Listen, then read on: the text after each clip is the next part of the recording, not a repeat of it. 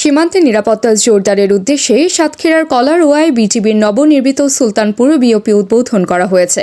রোববার 9 ফেব্রুয়ারি বেলা 12টায় নতুন এই বিওপি উদ্বোধন করেন বিজিবির অতিরিক্ত মহাপরিচালক ব্রিগেডিয়ার জেনারেল মোহাম্মদ হুমায়ুন কবির। এ সময় দুস্থ ও অসহায়দের মাঝে হুইলচেয়ার ও খাদ্য সামগ্রী তুলে দেন তিনি। এছাড়া স্থানীয়দের মাঝে বিনামূল্যে মেডিকেল ক্যাম্প স্থাপন করে বিজিবি।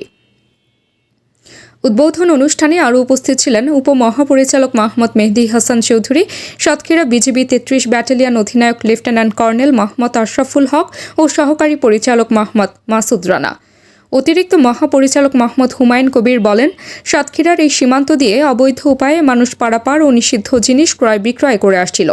এজন্য সরকার এই সীমান্তের নিরাপত্তা জোরদার করার জন্য একটি বিওপি স্থাপনের সিদ্ধান্ত নেয়। এরই ধারাবাহিকতায় সুলতানপুর বিওপি উদ্বোধন করা হয়েছে এবং তাদের কার্যক্রম পুরো দমে আরম্ভ হয়েছে। হিজলদি এবং চান্দুরিয়া বিওপির মধ্যকার দূরত্ব প্রায় 10 কিলোমিটারেরও বেশি হওয়ায় মধ্যবর্তী সুলতানপুর এলাকায় সুলতানপুর সীমান্ত ফাঁড়ি স্থাপনের প্রয়োজনীয়তা দেখা দেয়। এর বাস্তবতায় গত 26 আগস্ট 2021 তারিখে এই বিওপির নির্মাণ কাজ শুরু হয় এবং আজ 9 ফেব্রুয়ারি 2025 তারিখে এই বিওপির কার্যক্রম আনুষ্ঠানিকভাবে আরম্ভ হল।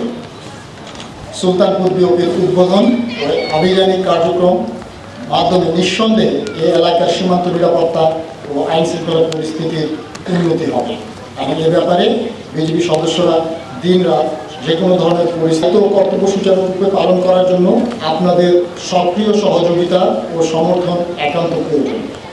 আমি দৃঢ়ভাবে বিশ্বাস করি অতীতের মতো ভবিষ্যতেও আপনারা সহযোগিতায় অবারিত হাত বাড়িয়ে দেবেন। আমাদের সকলের মিলিত প্রচেষ্টায় নবনির্মিত সুলতানপুর বিওপি সহ সাতক্ষীরা জেলার সীমান্তের সুরক্ষা ও শান্তিপূর্ণ অবস্থা বজায় রাখতে আমরা সক্ষম হব। মহান আল্লাহ তাআলা আমাদের সকলের সহায় হন। তাবাসসুম হক আনিকা, নীলকণ্ঠ।